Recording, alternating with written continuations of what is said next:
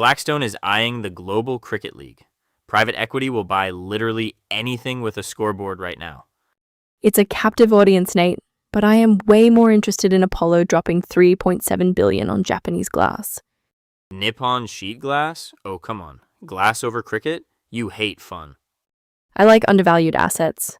Apollo's aggressively eating up Tokyo.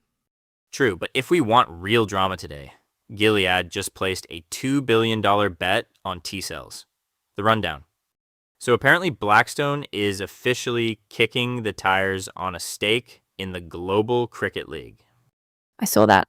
Private equity just can't quit live sports assets. It's a total obsession. It's wild. But while sports are red hot, the alcohol M&A market is suffering a massive hangover. Pun fully intended. Deal flow is completely drying up right now.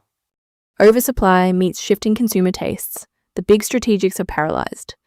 Speaking of big strategics actually making moves, Gilead is dropping $2 billion on Ouro Medicines. Yeah, this is a huge bet on their T-cell engager program for autoimmune diseases. $2 billion is a very hefty price tag for a pre-commercial biotech right now. That feels like peak market pricing. I completely disagree. I actually think it's cheap. Wait, really? $2 billion is cheap? If you read the clinical data on these T-cell engagers, they're basically resetting the human immune system. If Gilead gets a first-in-class label here, $2 billion is an absolute steal. Spoken like a true tech journalist who fell in love with a white paper. I read the trial footnotes, Nate. You just look at the upfront cash. Guilty as charged. Let's pivot to healthcare services. Olympus Partners is carving out the retina business from EyeSouth Partners, selling it to Cencora for $1.1 billion. Which is fascinating because Cencora is a massive drug wholesale giant. Buying a specialty retina clinic network is a serious vertical integration play. They want to own the distribution and the point of care. I love a good carve-out, almost as much as I love a niche environmental play. Veolia just spent 220 million Aussie dollars to buy a soil remediation player down in Australia. The PFAS cleanup boom is real. Forever chemicals are turning into forever cash flows. Forever cash flows. You should trademark that. I might. I'm also tracking a major shift in the data rooms lately. Industry watchers are pointing out that first-time private equity funds are currently outperforming the established legacy managers. Oh, come on. That's just a statistical blip. The big boys are deploying tens of billions. Of course, their multiples look slightly lower on a percentage basis. It's not a blip. LPs are noticing. The legacy managers got sloppy. First-time funds have to actually underwrite properly to survive. Just look at the AI space. Pure hype is dead. Buyers are moving back to strict underwriting discipline. Okay, fair point. Speaking of deploying billions in a disciplined way, we need to talk about Japan. We do. Apollo just made their biggest private equity splash there to date. $3.7 billion for Nippon Sheet Glass. Let's break down why U.S. buyout shops are suddenly obsessed with Japanese conglomerates right after this. The big one. $3.7 billion for a glass company? I feel like we need a sound effect for Apollo just smashing into the Japanese market. Nippon Sheet Glass is not just a glass company, Nate. They literally make the windshields for half the cars you see on the highway. But yes, 590 billion yen is a massive swing. It is their biggest private equity splash in Japan ever. And honestly, it fits the macro pattern perfectly. U.S. buyout giants are looking at Japanese corporate assets like an all-you-can-eat buffet right now. Well, when the yen is this weak, it basically is. You are getting a massive discount just on the exchange rate alone. Plus, you have the Tokyo Stock Exchange essentially strong-arming these legacy conglomerates into caring about shareholder value. Exactly. The old guard is finally willing to sell non-core assets, or in this case, the whole company. Apollo is walking in, picking up a global market leader, and probably high-fiving all the way back to New York. I am going to push back on the narrative that this is an easy layup. Have you actually looked at Nippon's debt profile? I mean, I know it is not pristine. It is heavy. Really heavy. Apollo is not just buying a cheap asset. They are taking on a massive restructuring job. They are going to have to do some serious financial engineering here. You do not just walk into a century-old Japanese manufacturer and start slashing costs like it is an overfunded tech startup. Spoken like a true skeptic, but Maya, Apollo loves a hairy balance sheet. Complex credit and heavy debt, that is literally their love language. I know it is, but the cultural friction of a turnaround in Japan is intense, and I read the footnotes on the local financing environment. The cost of debt in Japan is creeping up. The Bank of Japan is not playing the zero interest game forever. If Apollo is modeling this assuming free money for the next 5 to 7 years, they are going to get burned.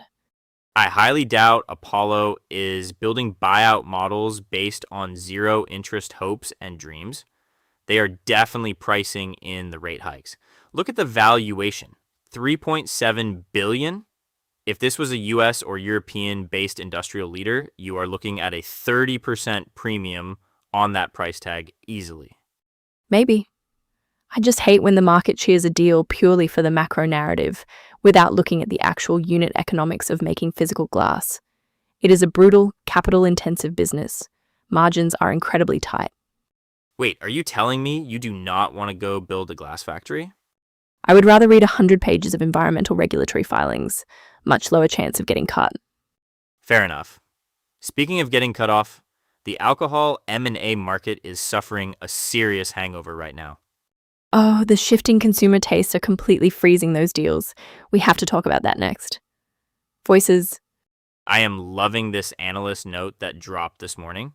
They are pointing out that first-time private equity funds are actually outperforming the legacy managers right now. It completely challenges the usual LP bias.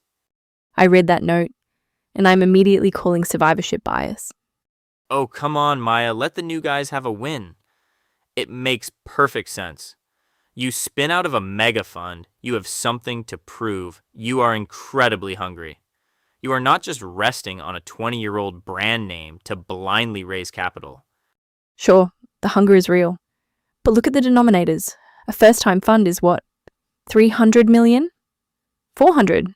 If they hit one single home run, their return profile looks absolutely spectacular. The legacy shops are trying to deploy $10 billion across 50 assets. It is basic math, Nate. You cannot compare those.